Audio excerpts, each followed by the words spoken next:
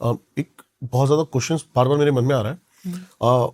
जो आप मास्टर की बात कर रहे हो, वो एक फिजिकल बॉडी में इंसान है या फिर वो जिनको मैं मास्टर्स बोलती हूँ, ये कई जन्मों से, कई लाइफ टाइम से, कई और एग्जिस्टेंस जहाँ पे हमारी फिजिकल बॉडी की रह चुकी है, not in the human body only, ये वहाँ से हमारे साथ हैं। कोई एक पर्सन नहीं है, एक एनर्जी नहीं है। एनर्जीज इसीलिए है? एनर्जीज हैं जिनको ये सारी एनर्जीज ही होती हैं, क्योंकि ये हायर रेल्म से बिलोंग करते हैं और एक नहीं है, बहुत सारे हैं। आप इनके साथ मिलके काम करते हो? जी, ये मुझे इस मिशन पे लेके जाते हैं। मुझे तो पता ही नहीं होता लोग कहाँ से आने वाले, बट वो जब आते हैं, जैसे जैसे वो चीज़ें बताते हैं कि उन्होंने मुझे कैसे खोजा, या मैं कैसे उनकी स्क्रीन पे आ गई, या उनको नाम आ गया, या उन्होंने ड्रीम में देख लिया, ये भी चीज़ें हुई हैं मेरे साथ। ठीक है, एंड समझ गया। तब मुझे पता चलता है कि मैंने नहीं चूज़ किया, उन्होंने मुझे चूज़ किया इसके लिए। ओके। तो जब मैं अपने मास्टर से मैंने पूछा कि can we now go and find उनकी वाइफ कहाँ है, तो मैंने केवल उनकी वाइफ का जो नाम था उतना ही पूछा कि आप नाम बताइए। वो जो नाम आपकी होती है ना, वो हमारी वाइब्रेशन होती है। सपोज किसी और जन्म में आपका नाम अलग था, इस जन्म में आपका नाम अलग है, तो अगर मैं उस लाइफ टाइम में उस पर्सन के बारे में कुछ जानना चाहूँ, तो वो भी कहीं अभी एग्जिस्ट कर रहे हैं। डेथ का मतलब फिजिकल बॉडी छोड़ के एकदम पेरिश हो जाना नहीं होता है, वो कहीं और एग्जिस्ट करते हैं। तो जब मैंने उनका नाम पूछ के उनसे पूछा कि वो कहाँ है, देन वो मेरी कॉन्शियसनेस को ऐसी जगह पर लेकर गए, मतलब मेरे क्लाइंट मुझे सामने देख रहे हैं बट मैं कहीं और हूँ। मेरी कॉन्शियसनेस को ऐसी जगह पर लेकर गए जो स्पिरिट वर्ल्ड में हॉस्पिटल या हीलिंग रूम से जाना जाता है। वहाँ पर मैं देख रही हूँ कि एक बहुत प्योर वाइट बेड है, आसपास सीलिंग, दीवारें, ज़मीन सारी वाइट है। उस पर एक लेडी है, लेटी हुई है। उसका फेस का मैंने डिस्क्रिप्शन उनको बताया कि ऐसी ऐसी वो दिखती हैं। जब मैंने देखा कि उनकी आंखें बड़ी हो रही हैं, मुझे पता चल गया कि वो सेम पर्सन है जिनसे वो कनेक्ट करना चाह रहे हैं। एंड मैंने देखा कि उस लेडी के फोरहेड पे एक पट्टी लगाई हुई है वाइट कलर की। मैंने मास्टर से पूछा, इनको पट्टी क्यों लगाई हुई है, यहाँ पे पट्टी की क्या ज़रूरत है? तब उन्होंने बोला कि इसके ऊपर ब्लैक मैजिक हुआ था, जिसके वजह से उन्होंने वो एग्जैक्ट स्पेस दिखाया मुझे हेड पे, क्राउन में, जहाँ एक ट्यूमर ग्रो करना शुरू कर दिया था। तो जब ट्यूमर ग्रो करना शुरू किया तो उसने न्यूरोलॉजिकल इश्यूज क्रिएट किए। एंड फैमिली को तो यही लग रहा है कि हमें न्यूरो रिलेटेड प्रॉब्लम के लिए ट्रीटमेंट लेनी है। जब तक भोले से लोग हैं, कभी किसी ने फैमिली में इन चीज़ों के बारे में सुना नहीं, देखा नहीं, फर्स्ट है इनके साथ, बच्चे बड़े छोटे हैं, तो आप इमेजिन कर सकते हैं लाइफ का फोकस इन चीज़ों में कहाँ आता है। तो जब मैं देख रही हूँ कि उनकी वो जगह अभी भी ग्लो कर रही है, मतलब जो उन्होंने स्पिरिट वर्ल्ड में एनर्जी हीलिंग के लिए वो पट्टी लगाई है, दैट्स नॉट एन ऑर्डिनरी पट्टी। वो पट्टी उनको हील कर रही है उनके मेथड से, कि वो जो ट्यूमर ग्रो हुआ था, अब उनके पास तो वो फिजिकल शरीर में है नहीं, तो उनको हील करने की क्या ज़रूरत है। इसलिए ज़रूरत पड़ती है कि जितने ट्रॉमा और स्ट्रॉन्ग एक्सपीरियंसेस आप फिजिकल बॉडी में झेलते हैं, ये आपकी जो अलग अलग लेयर्स ऑफ बॉडी होती है, सूक्ष्म शरीर है, मेंटल बॉडी है, सेलेस्टियल बॉडी है, स्पिरिचुअल बॉडी है, then physical body, emotional body है, इन पे इम्प्रिंट क्रिएट करते जाती है। तो जब आप स्पिरिट रूप में भी उस ओर चले गए हैं, तो स्पिरिट पे बहुत स्ट्रॉन्ग इंप्रेशन क्रिएट हुआ है, जो वो अपनी इन्फिनाइट जो पॉसिबिलिटीज़ है, पावर है, उसको भूल जाता है। ओके। जैसे हम इधर आते हैं तो अमनीशिया होती है, स्पिरिचुअल अमनीशिया, वैसे इस शरीर, इस पर्सनालिटी को जब छोड़ के जाते हैं, कुछ समय तक वो बड़ा स्ट्रॉन्ग रहता है उनके ऊपर। तो उसको उस चीज़ के लिए हीलिंग मिल रही है, उस स्पिरिट को, उनकी वाइफ को उस चीज़ के लिए हीलिंग मिल रही है कि जिस चीज़ से उनकी डेथ ही हो गई। तो आप समझ सकते हैं इतनी कम एज में जाना, बच्चे छोटे हैं, ट्रॉमेटिक डेथ है। तो इन केसेस में या तो ये अतृप्त आत्मा बन के आसपास फैमिली के भटकती हैं, इनको शांति नहीं मिलती, और जब तक किसी को पता ना हो कि ये भटक रहे हैं, उनकी शांति के लिए लोग कुछ कर भी नहीं सकते, और ये कई जन्मों तक चलती जाती हैं, क्योंकि उस और टाइम नहीं होता। तो उनको पता ही नहीं है कितने युग, कितनी सदी, कितने जनरेशंस निकल चुके हैं, तो यहीं पे है।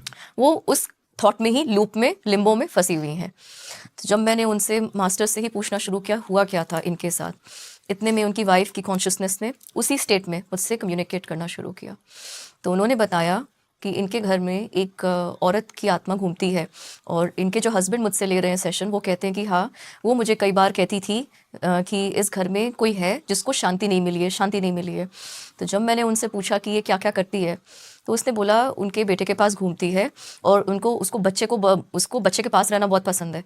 तो मैंने जब पूछा, आपका कोई छोटा बच्चा है, बेटा है? कहते नहीं, 2-3 साल का तो कोई नहीं है। मैंने कहा, ये 10-12 साल का लड़का लग रहा है, इतना बड़ा है? कहते हाँ, 10 साल का मेरा बेटा है। मतलब उसको बच्चे की चुलबुली एनर्जी बड़ी पसंद है, और वो जो स्पिरिट वही थी जो मैंने देखा था, बड़ी सिंपल सी थी, थोड़ी हैवी सी थी बॉडी में, ये वही एनर्जी थी जो उनकी वाइफ हमें बता रही थी, जिनको मैं पहले देख के उनको मैंने डिस्क्राइब किया हुआ था। अब जब मैं इनसे पूछ रही हूँ कि वो और क्या क्या करती है, तो उन्होंने बताया मेरे मास्टर्स के थ्रू कि इसने हमारा टीवी खराब किया, टीवी को मैनिपुलेट करती है। कैसे? मैंने पूछा कि इसने आपकी टीवी क्या हाल फिलहाल में आपको बदलवानी पड़ी है, चैनल बदल जाते हैं या खराब हो गई है? कहते हैं हाँ, करीब less than a year ago हमारी टीवी खराब हो गई इररिपेयरेबल कंडीशन में। तो हमने सोचा, हम लोग घर में सारे अच्छे से यूज़ करते हैं, हाउ इज़ दैट पॉसिबल? ये एग्जैक्ट उन्होंने एक इवेंट बताया कि ये चीज़ थी जो उसने ही की थी। एंड मैंने पूछा क्यों की थी? कहते हैं कि उसको अटेंशन चाहिए था, उसको कोई नोटिस नहीं कर रहा था। तो जब सब यूजुअली क्या होता है फैमिली में, जब टीवी देखते हैं तो सारे परिवार के लोग आके बैठते हैं या उनका फोकस जाता है। Another thing related to science अगर मैं आपको बताऊं, जब भी आप किसी चीज़ को एटलीस्ट 20 मिनट्स अटेंशन दे देते हैं या उसमें पैसिवली उसको ऑब्जर्व करते हैं, वॉच करते हैं, आपका कॉन्शियस माइंड स्विच ऑफ हो जाता है। Then you are very receptive. इसका एग्जाम्पल है, जब आपने टीवी में कोई, सपोज आप डेली सोप देख रहे हैं, डेली सीरियल देख रहे हैं, सीरियल के करीब 12 से 20 मिनट के बीच में एड्स आना शुरू होती है। उस टाइम आपका जो कॉन्शियस माइंड, एनालिटिकल माइंड है, वो धीरे धीरे कम होना शुरू होता है। इसमें बच्चों वाले एड्स आते हैं या बुजुर्गों वाले एड्स आते हैं, जिससे साइकोलॉजिकली आपके ऊपर बहुत ज़्यादा इम्पैक्ट आए। तो ये वही चीज़ कर रही थी कि जब आप टीवी देख रहे हैं, देखते देखते गुम हो जाएं, या जब आप शावर लेते हैं या खाना बनाते हैं, गार्डनिंग करते हैं, ऐसी एक्टिविटीज़ करते हैं जब आपका brain theta brain wave state में चला जाता है, जहाँ कॉन्शियसली बहुत दिमाग लगाने की ज़रूरत नहीं है, आप आराम से पैसिवली कर लेंगे। उस टाइम पे इनका कम्युनिकेशन हमारे साथ आसानी से हो सकता है, क्योंकि हम जज नहीं कर रहे होते हैं। तो इसने वन सच मोमेंट चूज़ किया, उस टीवी को ही मैनिपुलेट कर दिया। आपने सुना होगा लाइट्स बहुत जगह पे फ्लिकर करने लगती हैं, कट जाती है, ख़राब हो जाती हैं, एंड तो इसने वो काम किया। तो हमने आगे चल के फिर उनसे पूछा कि आपकी डेथ का रीज़न क्या था, तो उन्होंने हमें साफ साफ बताया, she died because of black magic. And जब मैंने उनके हस्बैंड से पूछा लास्ट में सेशन कंप्लीट होते होते कि आई होप आप जिनसे बात करना चाहते थे, जिनसे मिलना चाहते थे, आपको उनसे सारे मैसेजेस आ गए। तो उन्होंने जब क्वेश्चनर अपना खोला, कि जो पूरे सेशन में अभी तक वो केवल मुझे सुन रहे थे, क्वेश्चंस नहीं देखे थे उन्होंने, क्वेश्चनर उन्होंने खोला तो उनके क्वेश्चंस थे कि इस घर में कोई और नेगेटिव एनर्जी है, कोई स्पिरिट है? तो वो हमने पहले ही उनको देख के बता दिया था कि यहाँ पे ये फीमेल एनर्जी है जिसका नाम क्या था, और वो अपने हस्बैंड के लिए परेशान है। हस्बैंड ड्रंकर्ड था, पैसे की प्रॉब्लम थी, हस्बैंड का नाम तक बताया पप्पू था।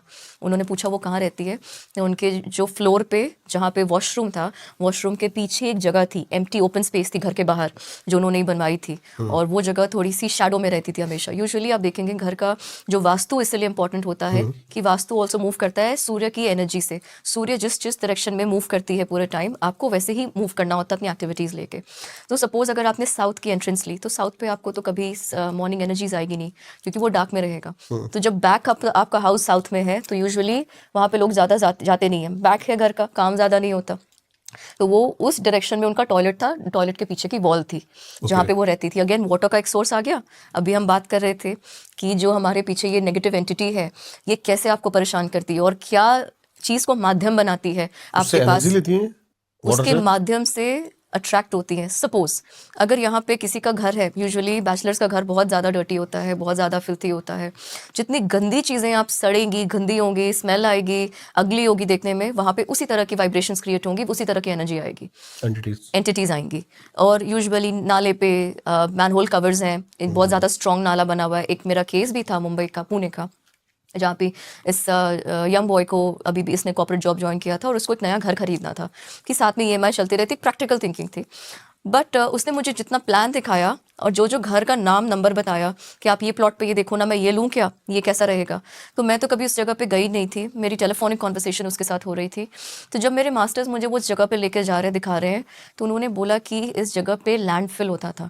मतलब पहले बहुत ज़्यादा यहाँ पे जैसे गंदी पानी इकट्ठे हो जाते हैं, don't know what to call that, ponds बन जाते हैं, उसमें लोग कूड़ा फेंकने लगते हैं।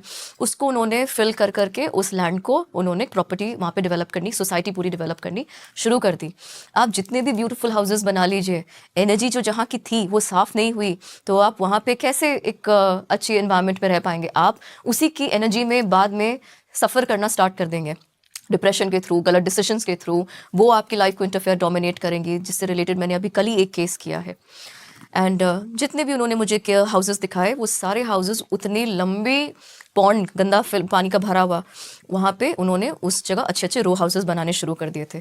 तो इस लड़के को तो नहीं पता, ये बेचारा अभी सोच रहा है कि मेरे पास पूरा ऑप्शन है, मैं इसमें से जो पिक करूँगा मुझे अलॉटमेंट में मिल ही जाएगी। बट जब उन्होंने मास्टर्स ने बोला, इसको नहीं विश्वास हुआ। एक फिर भी मन में आता है ना, देखें, इसने जाके वहाँ से हमारे साथ बात की और उन्होंने बोला कि इस जगह पर तो वैसे ही स्मेल है, इतनी गंदी स्मेल है, तो वो स्मेल आप जगह कवर कर देंगे, लेकिन वो जो स्मेल निकल रही है उसको कैसे रोकेंगे? जब कोई चीज़ सड़ती है या किसी आप एरिया वाइज, कम्युनिटी वाइज कहीं कहीं पे सारा गार्बेज इकट्ठा करके एक जगह फेंकते हैं, आप कभी वहाँ से पास करिए, आपको समझ आएगी वहाँ की एनर्जी कितनी ख़राब है। उससे मल्टीपल टाइम्स ये एनर्जी थी जहाँ उसने बोला मैं तो ये ले ही नहीं सकूँगा, यहाँ पे हम रह नहीं पाएंगे। उसने फिर वो जगह कैंसिल की। एंड वैसे ही इनका घर के पीछे वैसा स्पेस बना हुआ था जहाँ पे वो स्पिरिट रहती थी। अब जब इनका घर बन गया, लोग आ गए, जीवित थे, इनके लाइफ में इंटरफेयर करना शुरू किया। तो इसके बच्चे के साथ रहना, इनके स्टेयरकेस में ऊपर नीचे आना जाना करते रहना, घूमते रहना, ये करती थी। तो उन्होंने जब क्वेश्चंस अपने चेक किए, उन्होंने बोला मैम मेरे तो ये 3-4 मेन क्वेश्चंस थे, मेरे तो पूछने बिना पहले ही आपने बता दिए कि ये चीज़ें हैं इस घर में, ये हुई है। एंड उनकी वाइफ ने से हम उस समय भी वो रेडी नहीं थी आने के लिए, खुद जब स्पिरिट्स रेडी होते हैं आने के लिए तो वो मूव करते हुए आते हुए मुझे दिखते हैं, वो कम्युनिकेट करते हैं और बहुत सारी बातें करते हैं। बट ये जो फेज़ था उनकी वाइफ के जाने के 15 डेज़ के भीतर का फेज़ था। उनके अभी श्राद्ध कर्म चल के जस्ट कंप्लीट ही हो रहे थे और वो एक्लिप्स का दिन था। आई थिंक ये बहुत बड़ा यूनिवर्स का एक प्लान था कि हम उस दिन ही कम्युनिकेट करें। एंड उनकी वाइफ ने बोला कि बच्चों को बचाना, बच्चों को बचाना। मतलब हस्बैंड अभी भी इस चीज़ की सीरियसनेस को नहीं समझ रहे, क्योंकि कभी किसी ने आंख से ऐसे देखा नहीं, सोचा नहीं कि ये भी हो सकता है। लाइटली लेगा उस चीज़ को। लाइटली उनको अभी ट्रॉमा यही है कि उनकी वाइफ जा चुकी हैं, वो उसी इमोशन से नहीं निकल पा रहे हैं। बट वो जब पूछ रहे हैं कि किसी और के लिए कोई मैसेज, नहीं, वो इस स्थिति में ही नहीं है कि वो कुछ और सोच पाएँ, जिसके वजह से उन्होंने अपनी लाइफ गंवा दी। तो बार बार वो यही कह रही है बच्चों को प्रोटेक्ट करना, बच्चों का ध्यान देना, बच्चों को ध्यान देना। और यही अगर उनकी चीज़ इच्छा पूरी नहीं हुई तो फिर वो भी भटकेंगी। ये चीज़ें होंगी, ये होंगी और चलते रहेंगी। बट उनके परिवार में इस नॉलेज को लाने के लिए या ये ज्ञान स्टार्ट करने के लिए उनकी वाइफ की डेथ होनी इंपॉर्टेंट थी, ताकि उनकी लाइफ में कोई बड़ी स्पिरिचुअल अवेकनिंग आ पाए। हर चीज़ का एक पर्पस होता है।